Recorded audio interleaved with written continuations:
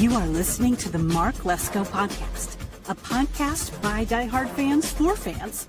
Mark covers all things Penn State football and the Pittsburgh Steelers, as well as anything related to the sports and fitness world. Tune in weekly to listen to a couple of dedicated fans talk about these topics without filters. Thank you for listening to the Mark Lesko Podcast.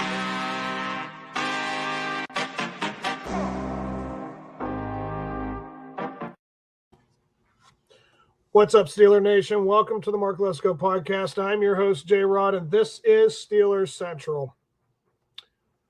You know, guys, again, we've had a couple days to process.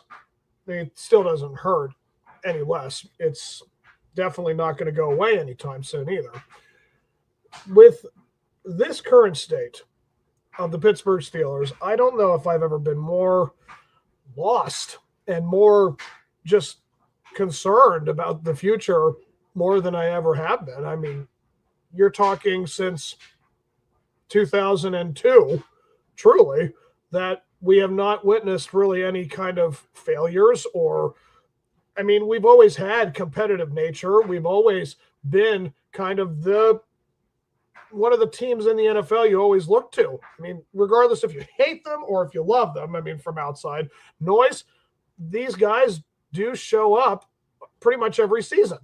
They're always competitive. They always have something that they're in because they have the talent. This is the history of this whole entire organization. We just have, again, we didn't start out that way as an organization, but I mean, since the late 60s, early 70s, it has been a model of success or competitiveness.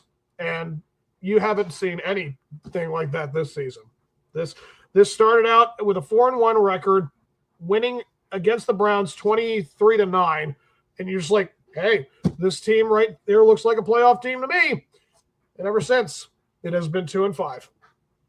Their only wins are against the Bengals, who didn't have Joe Burrow just yet. They were at home against us, and they were both home games. You know, we didn't embarrass ourselves in those two games, and the rest have just been embarrassing, confusing, frustrating, all the bad emotions you can pretty much put up with. So, which brings me to my kickoff topic.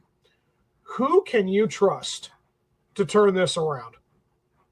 And I don't know if I'm saying like this season. I don't even know if I'm talking about in the near future. I just feel as if the system that it is right now is just not the system it can be anymore, because I feel like it's obvious the ones you cannot trust, or you can't trust the least, is the coaching staff between Arthur Smith, of course, Terrell Austin, and Mike. I mean, it's probably some of the worst decision-making and results that you have probably seen in the past, again, 2 decades.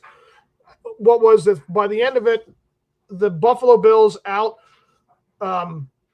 they had controlled the game clock like 40 minutes to 19 to us.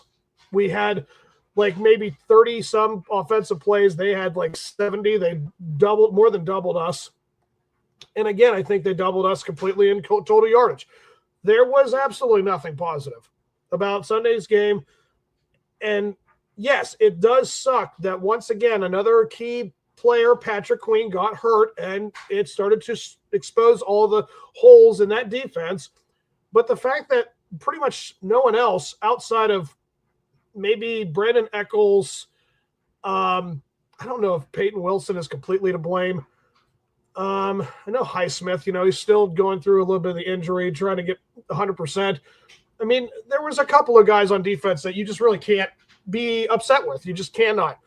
And it just seems like the most important players between TJ and Ramsey, it's like they're completely MIA. They're all over the place, and it's not in a good way. This was probably one of TJ's worst games you've ever seen as a Steeler, and it's definitely a concern. I don't really know what else to spin off with, in the sense like these players that are getting paid so much money to do what they do and not to show up is inexcusable. Now, again, this coaching is probably so abysmal, incompetent, and just lacking in originality or creativity. It's just, I can understand why these players are struggling to either adjust or really put the effort in. I totally understand why these players for the Steelers on the defensive side are struggling, because they refuse on the coaching staff to come up with anything that will fool the other side. They just completely go out there and think that what they're doing is fine, and they don't try to adjust. They don't try to make any type of different schemes for them. They just don't make them look successful. They pretty much set them up for failure. And again, how can you as a player want to be competitive yourself? Like, if you're going to go out there with play calling like they did, everything about that was just so inept. And of course, on the other side of the ball, which is actually worse, I feel like, again, we keep bringing up how bad this defense is, and it is a very bad defense, but it's just worse over on the other side because they refuse, the coaching staff for Arthur Smith. I don't know why Jonnu Smith is here. I don't know why Pat Freiermuth got the extension he got, and because they never use either one of them. Not to the effect that you should be, because, again, the whole purpose of a tight end is to take a little bit of the pressure off of your offense, to open up the field that's between 10 and 15 yards, and maybe even just 5, 10, 15 yards. A tight end should be able to be open in the middle of the field and make a play. And they refuse to do that with these players. I just don't get it. Again, you have the building, Mount Washington, and you don't use him correctly at all. These tight ends have got to be so fed up with Arthur Smith or Mike T. I just, again, you wonder why they don't get a whole lot of reps. As they're probably talking a lot of crap on the side of on the sidelines or in practice, because it's like, what am I doing here if you're not going to use me correctly? So I guess that's why you only saw Pat Freiermuth get probably 17 snaps the whole game. And then, of course, you think of the excuse me and kind of scapegoat play calling with guys like Calvin and Roman, where it's like, oh, well, these guys, they just don't show up for their, the film room. Like, they don't show up, for the practice or whatever. Like, and, they say, oh, well, they're not prepared. So these guys, it's on the players. Yeah, sure, whatever. I understand that could be a factor, but it sounds to me that's a discipline thing. And the fact that you as coaches don't feel like you have any authority to discipline your players or get them ready, I just don't understand why that can't be a 50-50 thing at the lowest, where they're not showing up. It's like, why are they not contractually obligated for you as a coach to be like, you're the employee. You have to show up for work. You have to do the work. And I don't get that, where it's like you can't force that. That makes no sense to me, how these guys are allowed to be paid any kind of salary if they're not actually doing work. So it's absolutely ridiculous.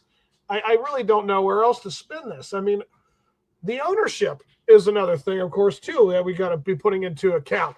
Between the Rooneys and Omar, I really don't know what else to say when it comes to the players that Omar Khan has acquired.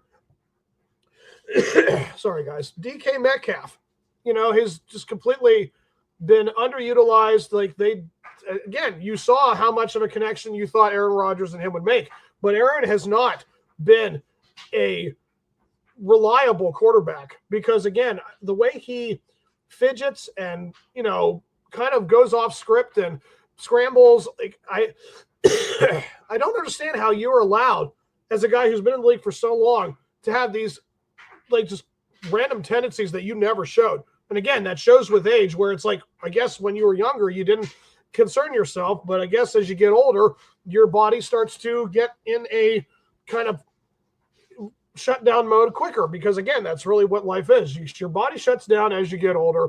And I feel like there's a lot of things that come with being in a competitive contact sport like this that, yeah, you cannot have those kind of flighty, scrambling, like, improv moments where your line gets completely confused. And yeah, it really does suck to say about your line that Broderick Jones is out for the rest of the season, and Troy Fautanu is regressing. The only player that is showing consistency is Isaac Seumalo, who is a guy you picked up. You did not actually develop this guy. He came in with his own stuff. So, it seems to me like these players would benefit so much if they had better coaching or different coaching. I don't know if it's not good coaching. I don't care if these guys are good coaches. They're not producing that in this city. They're not trying to show the good stuff, I guess, with us. I don't know why that would be the case or why they're allowed to pick and choose who they want to be good for. But the fact that you're employed, I'd like to think that's something you have to do for your company no matter what. And yet these coaches just show no real issues, or they, piggyback off of showing the sympathy for the fans. Okay, first off, you're not paying to come to watch you. You're not flying out of state or within the area to travel to see them. I've heard stories where people have spent thousands on dollars just to come to one game. And could you imagine if you were one of those people and you did that for this one? You would feel completely cheated. You'd feel like you had just spent, all this money to go to a Broadway show and you went and, saw, stick figures on stage. You just feel so cheated. And that's exactly what this whole season has felt. It felt like we have been cheated by saying that you had talent, but you're not giving these guys any opportunity to shine. I'm not saying that this is not on the players too. I'm not saying that at all. But it is more of a percentage that it is on the coaching than it is on the players. It's abundantly apparent. Because poor guys like Chris Boswell, who showed how great he was the first 5 or 6 games of the season, and he's completely MIA because they can't give themselves a field goal range, and they refuse to take the points when they're on 4th and down. They just constantly go for it, and they never get it. So poor Chris just has to, kick the ball away at the start, and if he gets an extra point, yeah, it's absolutely insane to see this team go from scoring as many points as they did at the beginning of the season and just completely watch it crumble down to just 7 against the Bills, who had a very banged up team, and they didn't show up for it. This whole season has just been another example as to why we need a new coach. We need new voices. We need people that have a better mindset. And, why can't we find guys who can come here that want to do that for them? I don't understand what it is about Pittsburgh that apparently everyone who is a owner or a person in charge, it's like they're the most arrogant pricks alive. I don't know what it is. I really don't understand why the good coaches and the good ideas, sorry guys, don't want to come here. And here we are with this 6-6 record, having to face Baltimore this coming Sunday. And believe me, I'll get to that this week on my Sunday episode live. Hope you guys tune in for that. Yeah, it's unfortunate. There's absolutely no reason after 15 years of not being in a Super Bowl, after 7 years of not making the playoffs, when you had a lot of we're all in kind of moves for the season, and here you're giving us another disappointing season. It's ridiculous. It's completely unwarranted. And yeah, the fans are finally showing it. Seeing them chant "Fire Tomlin" in the stands, it is like a hallelujah moment. I don't care if the guy, has done great things with other seasons and how many winnings. Again, I don't think any fan in this area should care about that stuff because it doesn't result into championships. It doesn't result into being the best team in the NFL. That's what the Steelers always strive for, and I just don't ever see them doing that anymore. It's been a long time. Not even when we went through the 2020 COVID year, because I felt like everybody was all over the place and we just took advantage of that. So by the end of this, you just need to accept the fact that we just cannot have this guy as our coach anymore. We have to kind of prepare ourselves for a new era. And I'm hoping that once we start this new era, that we just pick up and start winning championships again. That's really what it is. It's unfortunate, but it's time. So with that, guys, let's move into my halftime show, and let's just look at the results from, let's see, what would this be, week 13? I think I wrote week 12. Yeah, I think it was week 13. Crap. Oh, well. But no, it's the week 13. With the Packers, just eking out the Lions. I mean, the Lions, it's unfortunate. This team is starting to falter, and they're dwindling away. I think the Packers now own that division, and maybe no, I think the Bears still have it. But seeing the Cowboys show up against the Chiefs, I mean, the Chiefs, they are right now on the verge of being with us. Like, they could miss the playoffs. And again, I don't know how a team like Dallas is doing what they're doing, but again, it's making it hurt even more watching a guy like George Pickens succeed. And yes, it's like we got to accept that crow because we allowed him to walk, and he's now succeeding in Dallas, and they have a winning record. So it's how it is. And the Bengals destroying the Ravens. Again, nothing more frustrating in this world than when your division gives you a gift and you decide to just kick it down the street and say, no, thank you. I just want to continue to do what I'm doing. Because, again, the Ravens are a terrible team. They have a horrible home record. They're 3-4. They have a losing record at home, and we're going to go face them this weekend. It's unfortunate. Everything, it should be an advantage. It seems like it's not. But no, the Bears took on the Eagles on Black Friday, and the Bears took care of business. It went into Philadelphia, and Philadelphia is another what the heck's going on there, because they started out the season strong, and they just have not done anything like worthwhile talking about. Like Jalen Hurts and Saquon, like, where is everybody? I mean, it's terrible. I don't know what else to say about it, but you can't expect this to continue to go on. I mean, how can Nick Sirianni have his job after this season if he continues to let this falter? But yeah, it's been disappointing there too. The 49ers, guys, look at this. They are completely decimated, and yet they still find ways to win. That's because they have a head coach like Kyle Shanahan who knows how to freaking do his job, who actually knows how to be competitive. I mean, I know the Browns are completely embarrassing, but they're a good defense, and yet they got scored 26 points from the 49ers, who are banged up. So that's pretty dang impressive. The Jaguars beating the Titans. Sorry, guys. Jacksonville, wow, 8-4. They're a playoff team. They look pretty darn competent. It's going to be interesting to see what happens to them. And of course, the Colts are faltering too. What's going on with them all of a sudden? And here we have the Texans, who was completely out of it pretty much these last 3 weeks, and now they're putting themselves back in it, and now they're one game away from tying the division. I mean, I know the Jaguars are tied with the Colts, but here come the Texans too. What should have been a lock for the Colts is now a 3-game race for the AFC South. It's just crazy. And the Dolphins did beat the Saints. They're now 5-7. All of a sudden, it's like the Dolphins are picking up steam. It's like, are they going to be a guaranteed win when we play them? Who knows? It just seems like we have more questions than answers. And yeah, a team like the Dolphins, that's not something you should be concerned with, but they beat a bad team. I mean, we can't really base it off that. So the Jets took on the Falcons. Yeah, I mean, that's whoever won that, great, but it's a pretty bad situation right there. The Bucks just beat out the Cardinals, barely. So they're holding on to that record in the NFC South with a very small margin, because look at this. The Panthers beat the Rams. What? What on earth? Who is this team all of a sudden? Seriously, I think they've won their last 2 games. It's like, man, I thought they were going to completely fall apart like they normally do. They're 7-6. They have a better record than we do. That just goes to show you that this NFL is crazy, that the Panthers have a better record than the Steelers. And then you have the Vikings losing badly to the Seahawks. But again, I expect Seattle to do that. And yeah, they're a fantastic team. They're well coached. They have good players. Yeah, they're great.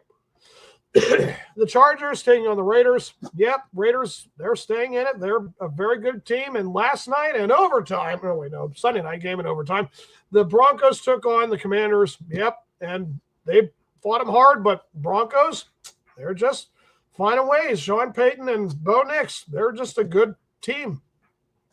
And the Patriots are now 11-2. Best record in the NFL right now.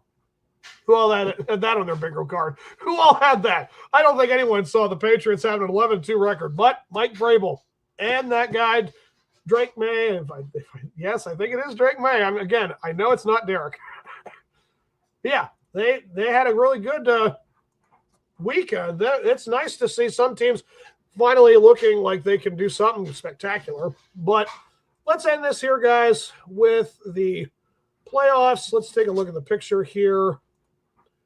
So the current playoff picture, the Patriots are the number 1 seed. I mean, wow. What is this, 2018 all over again? It's crazy. The Broncos being 10-2, the Jacksonville Jaguars being 8-4, Ravens owning the spot because they have a better division record than we do.